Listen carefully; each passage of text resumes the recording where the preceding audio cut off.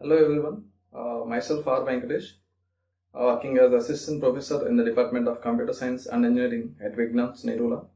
Today I am going to discuss about the Rabin Cryptosystem in cryptography and network security. So coming to the concept, Rabin Cryptosystem.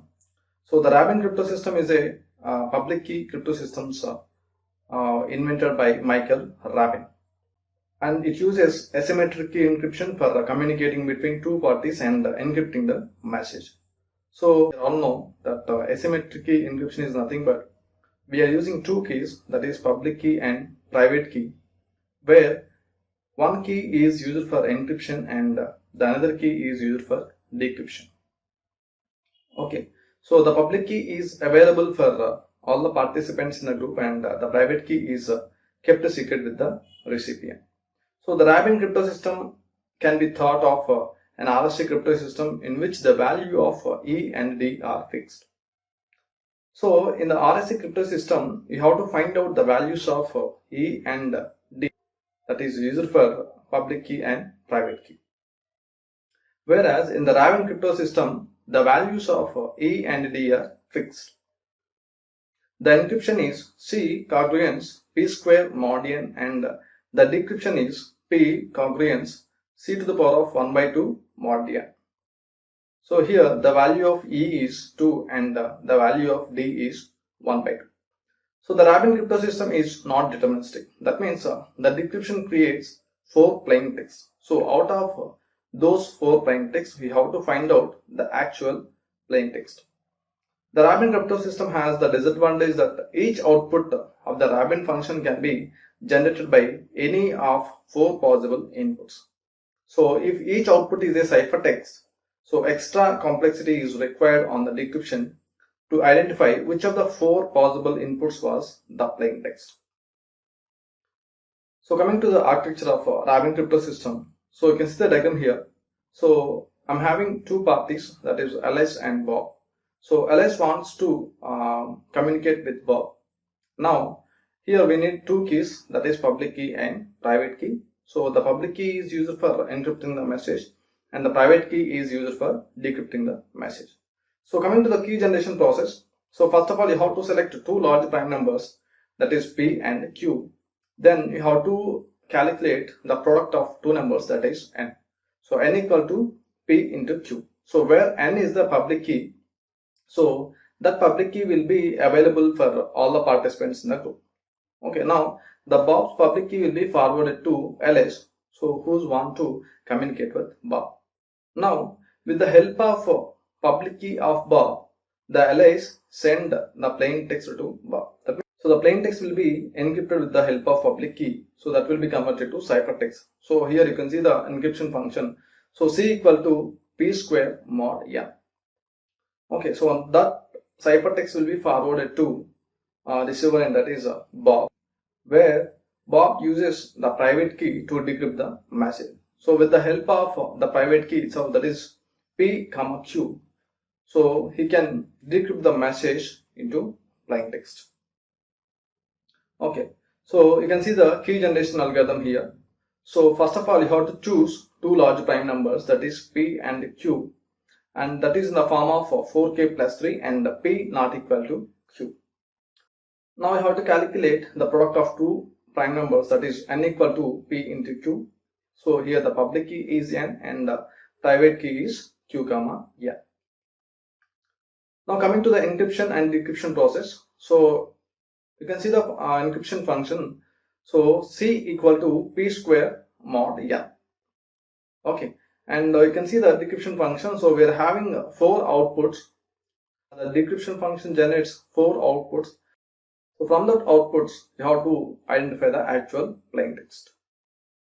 So you can see the example here.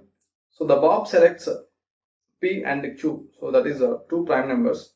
So P equal to 23 and Q equal to 7. And note that the both are congruent to 3 mod 4. Okay, so that means when we are performing the mod operation on 23 with 4, so the result is 3. And when we are performing the mod operation on Q, that is 7 mod 4, the value is 3. Okay, so that means it has to satisfy 4k plus 3 condition. So now the second step is Bob calculates n equal to p into q. So that means the product of two prime numbers. So n equal to 161. Now the Bob announces the public key, okay, that is n, and he keeps the private keys, that is p and q. Alice wants to send the plain text, that is 24. Okay, so now 161 and 24 are relatively prime, and that is 24 is within the group of 161. Now the Alice convert the plain text to ciphertext with the help of encryption function. So that is c equal to 24 to the power of 2 and mod 161, and sends the ciphertext, that is 93, to Bob. Now Bob receives 93 and calculates the four values. Okay, so that is A1, A2, B1, B2. Okay, now out of these four possible answers, that is A1, B1, A1, B2, A2, B1 and A2, B2, and uses the Chinese remainder theorem to find out the four possible plain text. So out of these four, that is 116, 24, 137 and 45. Okay, so the 24 is the actual plain text that is forwarded by Alice. Coming to the next one, optimal asymmetric encryption padding. Optimal asymmetric encryption padding, OAEP, is a padding scheme often used together with RSA encryption. The OAEP algorithm is a form of Fessel network which uses a pair of random oracles, that is G and H, to process the plain text prior to asymmetric encryption. So we are having a sort to message attacks in RSA. To overcome this disadvantage, they are applying a procedure called optimal asymmetric encryption padding, that is OAEP. So you can see the diagram here. So I'm having a message, so which is having less than m bits. So actually the message length is m bits, but I'm having the message is less than m bits. Okay, now I want to convert that message into fixed size. So now I want to add a padding bits, and it will be converted to capital M. Okay, so with the size of m bits. Now that m bits will be forwarded to the XOR function, where we're having a random number R, so which having a size of k bits. So that random number will be forwarded to function G. So that function will generate m bits from k bits, and this output will be XORed with the actual message, and it gives an output. So again that m bits will be forwarded to another function, that is H, where the H creates k bits out of m bits, and that output will be XORed with the actual k bits of a random number, and finally we can get P1 and P2. Okay, so that is forwarded to encryption function, and we can get the actual ciphertext. Now this ciphertext will be forwarded to receiver N, where we can perform the inverse operation of the encryption. Okay, so we are having P, that is P1 and P2. So where P1 is the masked version of the padded message M. So PT is sent to allow Bob to find the mask. So coming to the encryption process, so Alice pads the message to make an m-bit message, which is we call M, capital M. So Alice chooses a random number R of k bits. Note that R is used only once and is then destroyed. So Alice uses a public one-way function G that takes an r-bit integer and creates an m-bit integer. Okay. So now Alice applies the mask, that is G of R, to create the first part of the plain text, that is P1 equal to message plus G of R, that is P1 is masked message. Now the Alice creates the second part of the plain text as P2, that is H of P1 plus R. So the function H is another public function that takes an m-bit input and creates a k-bit output.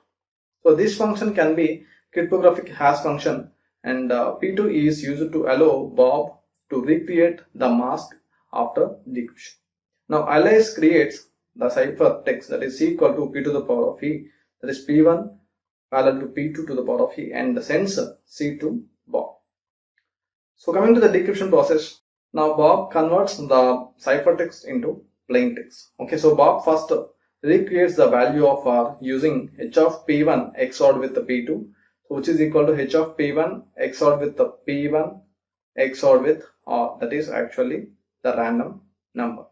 Now Bob uses g of R function, so g of R XORed with the p, so which is equal to g of R XORed with the g of R plus capital M, so which generates the actual message to recreate the value of the padding message. So after removing the padding from capital M, so Bob finds the original message. Thank you so much.